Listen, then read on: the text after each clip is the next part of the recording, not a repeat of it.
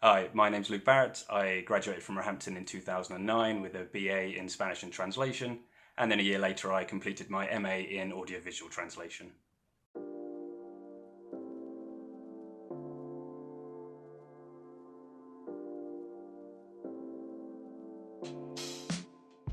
So I almost straight away fell into the subtitling industry. I've been there now for 10 years. So yeah, I was lucky enough that within a few months of completing the master's degree, I started at a company called Deluxe Media, where I was a subtitling assistant essentially.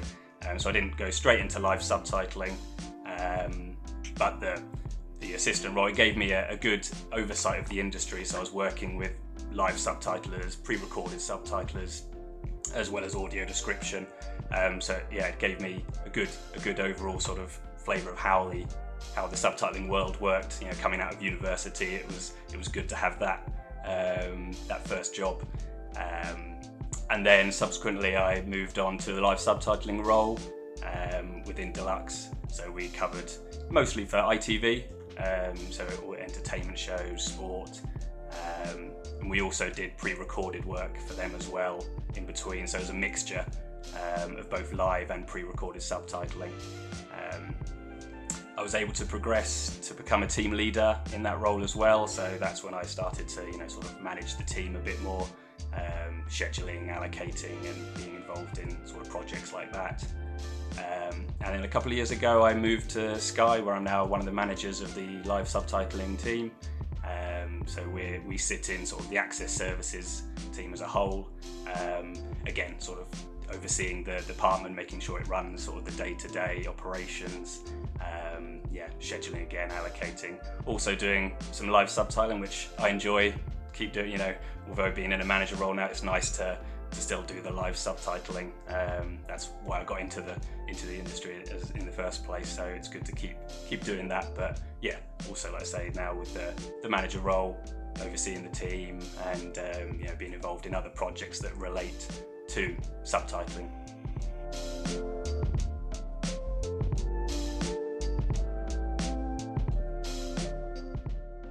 Yeah, so at Sky, we're subtitling the Sky Sports channels and Sky News. So that could be anything from football, cricket, golf, Formula One, anything that's on week to week. We cover it. We're a 24/7 business, so it could be all times of the day. We normally, our shifts start at 6 in the morning for the team. We have a selection of early shifts, late shifts, and a night shift. So yeah, we cover a range of the sports, whether that be the early morning news or an overnight cricket match in Australia. A range. So all the sports channels that you'll see on TV, we cover it.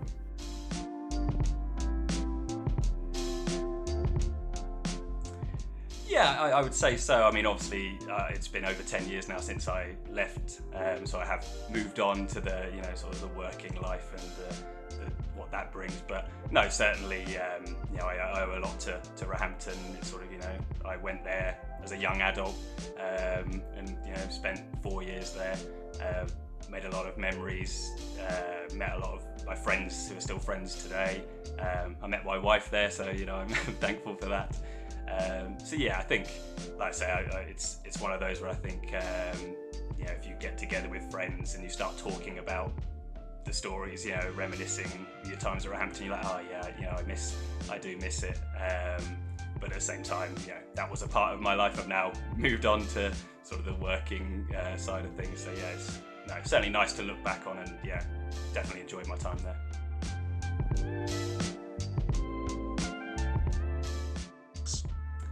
Yeah, I think being in the Digby Stewart College, I would have to say the Belfry.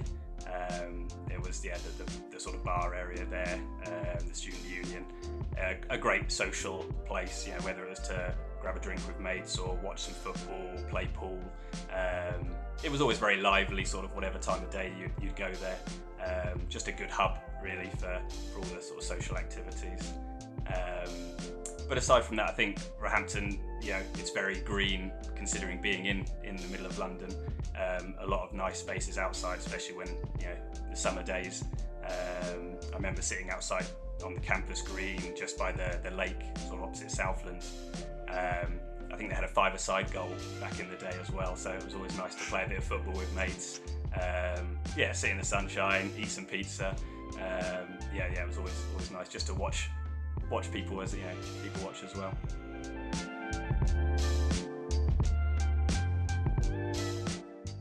Yeah, I mean, certainly academically, hugely influenced me. I mean, that's what I studied, especially the master's side of things, looked more into subtitling, both offline and live.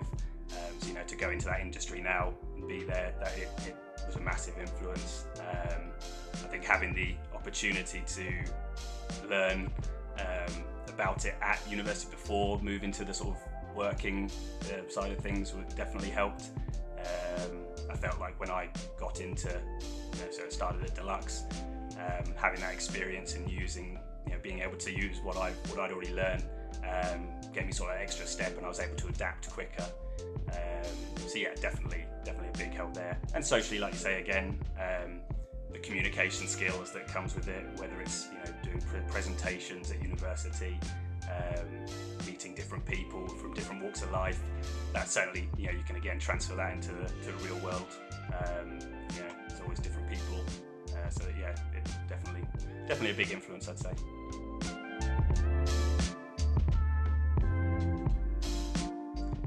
Yeah, I think certainly while you're at university, make the most of it. I mean, it probably sounds a bit cliche, but yes, obviously you want to come away with a good degree, but there's more to the university life than just getting the degree.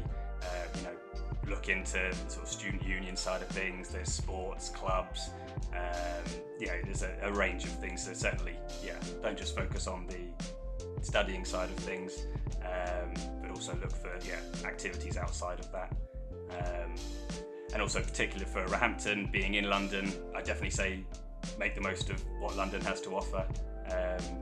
The campus itself is great. It's like a nice bubble where you can be in, but it's also nice to step away from that at times. And like I say, London's a big place, lots to do there. So go out and enjoy it as well.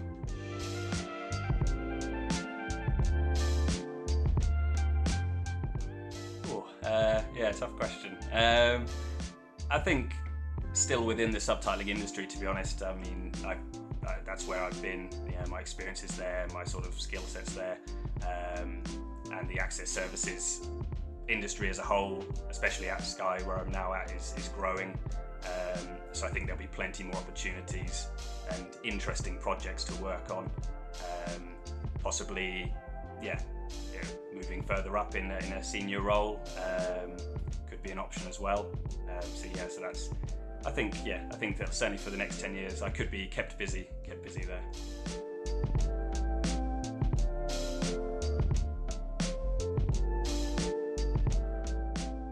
Yeah, I think so. I mean, obviously all my teachers were great, but one in particular I think sort of stood out slightly, which was Pablo Romero Fresco.